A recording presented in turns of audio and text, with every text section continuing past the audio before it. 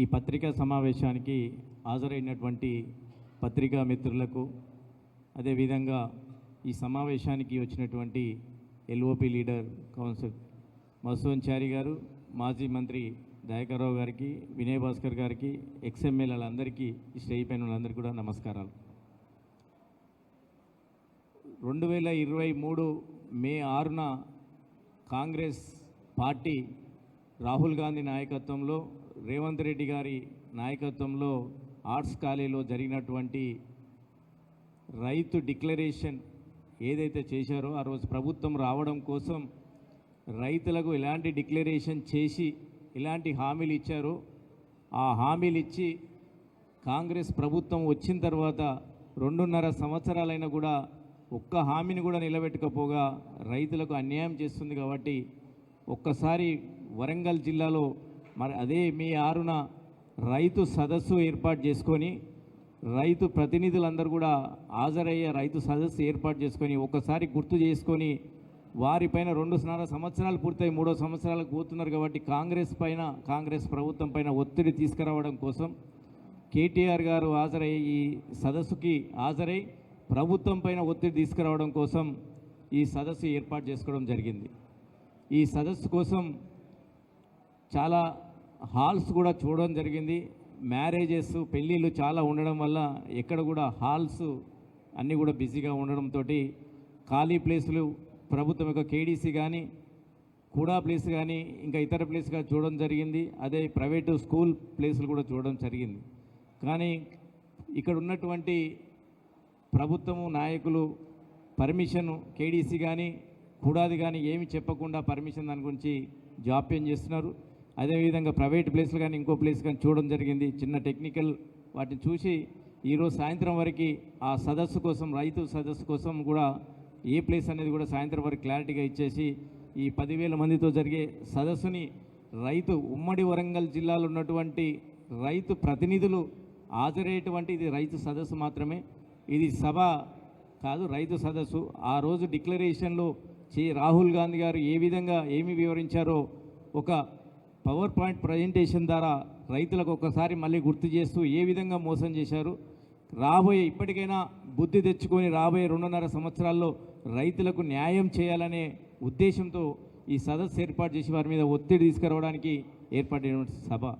కాబట్టి దీనికి అన్నీ కూడా ఏర్పాట్లు చేయడం జరుగుతుంది. అన్ని కాన్స్టిట్యున్సీల నుంచి రైతు ప్రతినిధులు మాత్రం హాజరు కాబోతున్నారు. ఇంకా వరంగల్ జిల్లాలో రైతులకు సంబంధించి పంట కొనడానికి కొనుగోలు కేంద్రాల దగ్గర కానీ, మార్కెట్ యార్డ్లలో కానీ ఎక్కడ కూడా కొనకుండా రైతులను నడి ఎండలో, ఇంత ఎండలో కూడా చాలా ఇబ్బందులు పెడుతూ ఎక్కడ కూడా కొనుగోలు చేయడం జరుగుతలేదు. ఇక్కడ ఉన్నటువంటి 2 మంత్రులు, 11 మంది ఎమ్మెల్యేలు ఏం చేస్తున్నారో, ఎక్కడ తిరుగుతున్నారో ఎవరికి అర్థం కాకుండా ఉంది. 2 మంత్రులను ఇక నుంచి 2 మంత్రులు అయితే పాపం వాళ్ళని డమ్మీ చేసి పడేశారు మంత్రులని. ఇక్కడ పొంగులేటి శ్రీనివాసరెడ్డి అనే ఇన్ఛార్జి మంత్రి గారు అన్నీ ఆయనే తనై ఇక్కడ అందరినీ ఎవరికి వాళ్ళకు పుల్లలు పెట్టి ఎక్కడ కూడా పని చేయకుండా, పొంగులేటి శ్రీనివాసరెడ్డి గారు కూడా రివ్యూ చేయకుండా, ఇక్కడ జరుగుతున్నట్టు వరంగల్ జిల్లాలో రైతులకు కానీ మరే ఇతర ప్రజలకు కానీ జరుగుతున్న వాటి మీద ఎక్కడ కూడా మంత్రులకు అధికారం ఇవ్వకుండా, ఇక్కడ ఉన్న 2 మహిళా మంత్రులను, ఒకరు గిరిజన మంత్రి, ఒకరు బీసీ మంత్రి, పాపం వాళ్ళకు ఎలాంటి అధికారం లేకుండా, కనీసం ఒక ఎమ్మెల్యేకు ఉన్న పని అంత అధికారం కూడా లేకుండా వాళ్ళకి చేసి పొంగులేటి శ్రీనివాసరెడ్డి అనే మంత్రి ఆధిపత్యం చెల్లిస్తున్నాడు. ఇక్కడ ఆ మంత్రి వర్యులు ఎవరికి ఫోన్ చేయాలన్నా అటెండర్ నుంచి కలెక్టర్ దాకా పొంగులేటి శ్రీనివాసరెడ్డి ఫోన్ చేస్తే తప్ప ఈ మంత్రులు చెప్తే ఎవరు వినే పరిస్థితి లేదు. కాబట్టి మార్కెట్ యార్డ్లలో కానీ ఎక్కడ కానీ వాళ్ళు రివ్యూ చేయాలన్నా వాళ్ళకి ఆ పరిస్థితి లేదు. పొంగులేటి శ్రీనివాసరెడ్డి గారు ఓన్లీ ఒకటి మాత్రమే రివ్యూ చేస్తాడు, ఆయనకు వచ్చేటువంటి కాంట్రాక్టులు, మేడారంలో జరిగేటువంటి కాంట్రాక్టులు, ఆయన కాంట్రాక్టుల పని గురించి రివ్యూ చేస్తాడు తప్ప రైతుల గురించి రివ్యూ చేయడు. మళ్ళీ మహబూబాద్లో మొన్న ఆర్ఎన్బి కాంట్రాక్టర్ వచ్చిందట, మళ్ళీ దాని గురించి రివ్యూ చేస్తాడు తప్ప ఈ కాంట్రాక్ట్ చేయడు. రేపో మాపో హన్మకొండలో అండర్ గ్రౌండ్ డ్రైనేజ్ పేరు మీద టెండర్ వస్తుంది, ఆయనకు 2 వర్కులు వస్తాయట, దాని మీద రివ్యూ చేస్తాడు తప్ప వేరే పైన మీద చేసే ఆలోచన లేదు. వరంగల్ జిల్లాలో పుట్టినటువంటి నాయకులుగా అప్పుడు దయాకర్రావు గారి నాయకత్వంలో ఇక్కడ మంత్రులు ఉన్నా కానీ, ఎమ్మెల్యేలు ఉన్నా కానీ ప్రతి కొనుగోలు కేంద్రంలో కొనుగోలు స్టార్ట్ అయిన నుంచి చివరి గింజ కొనే వరకు కేసీఆర్ గారు అక్కడి నుంచి ఆజ్ఞలతో పాటు ప్రతి గింజ కొనేదాకా మార్కెట్ యార్డ్లో ఎంత ఎండ ఉన్నా ఏమున్నా తిరిగేవాళ్ళు. ఇప్పుడు ఆ పరిస్థితి లేదు.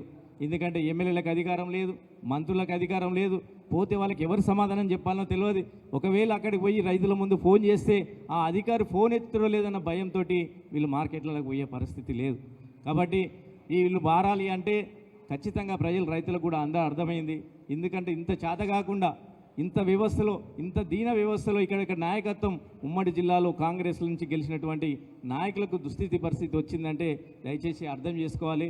ప్రజలు కూడా ఇక నుంచైనా ఇట్లాంటి దీనస్థితిలో ఉండే వాళ్ళ కోసం ఆలోచించకుండా ఉండాలని చెప్తున్నా. ఇప్పటికైనా మంత్రులు మీరు వరంగల్ జిల్లా ఉమ్మడి పౌరుషం ఉన్న మంత్రులుగా ఇప్పటికైనా మీరు తిరిగే ప్రయత్నం చేయండి. ఇప్పటికైనా పత్రికా మిత్రులు దయచేసి మీరు కూడా రాయండి. మీరు కూడా ఏమీ రాస్తలేరు. ఏ ఎమ్మెల్యే ఎక్కడ తిరుగుతుండో రాస్తలేరు. ఏ మంత్రి ఎక్కడికి ఒక్కసారైనా మీరు ప్రశ్నలు అడిగారా? ఒక్క మంత్రి ఉండి ఒక ఎమ్మెల్యే కాన్సెన్స్ వేరే కాన్సెన్స్ పోయిన పరిస్థితి ఉందా? ఆ కాన్సెన్స్లకు పోయి ఎక్కడైనా రివ్యూ చేసే పరిస్థితి ఉందా? ఎందుకు పోవట్లేదు? మరి అధికారం వచ్చింది, ఎవరి ఇంట్లో వాళ్ళు కూర్చోవడానికి, మంత్రులు తీసుకోవడానికి, ఎవరింట్లో వాళ్ళు కూర్చొని ఎమ్మెల్యే తీసుకోవడానికి కాదు కదా. ఇక్కడ ప్రజలు మనకు వేసిన ఓటు ప్రజా సేవ చేయడం కోసం మనం అధికారంలో ఉన్న రేవంత్ రెడ్డి మీద ఒత్తిడి తీసుకొచ్చి చేసే ప్రయత్నం చేయాలి. అంతదాకెందుకు? ఇక్కడ ఒక కలెక్టర్ గారు ఉన్నారు, హన్మకొండ కలెక్టర్ ఆమెనే, కమిషనర్ ఆమెనే, కూడా చైర్మన్ ఆమెనే. ఈ మధ్య మీరు చూసారు, ఈ నెలలో మూడు సార్లు ఐఏఎస్లు ఐపీఎస్ ట్రాన్స్ఫర్ అయినాయి. కానీ ఆమెకు మాత్రం వీళ్ళకి ఒక పోస్టింగ్ ఇప్పించుకునే ధైర్యం లేదు. ఇక్కడ ఉన్న ఎమ్మెల్యేలు పోయి 4 సార్లు చిట్టి రాసి ఇచ్చిరట, కానీ రేవంత్ రెడ్డి పట్టించుకుంటలేడు. ఎందుకంటే పొంగులేటి శ్రీనివాస్ రెడ్డి చెప్పాలంట, ఆమెను మార్చాలంటే పొంగులేటి పైరు లీటర్ కావాలంట. ఈ ఎమ్మెల్యేలకు సాధగా అయితే లేదు, మంత్రుల పరిస్థితి అది లేదు. ఒక్క పోస్ట్ ఒక్కరికే 3 పోస్టులు, చాలామంది పోస్టులు లేకుండా కలెక్టర్లు ఐఏఎస్లు ఖాళీగా ఉన్నారు.